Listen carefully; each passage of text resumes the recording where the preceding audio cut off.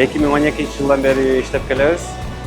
Именно ушул производство өндүрүш боюнча 2020 жылдан бери өндүрүп келебиз. Азыркы күндө жаңы ушундай оборудование алып, экспортты күчөтүп, азыркы учурда Казакстан, Өзбекстан, Азербайжан, Түркменистандарга чейин экспорт кылып жөнөтүп атабыз. Ушул лизингге оборудование кайрылганбыз. Айыл банк колдоп берди, жакшы шарттар менен.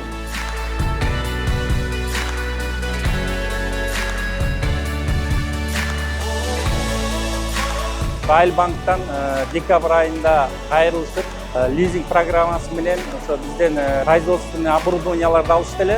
Суммасы $500.000, 10% менен башка компанияларды дагы кызматташууга чакырып кетет элек. Айыл банк дайыма кардарларга кеңири спектрде кызмат көрсөткөнгө даярбыз.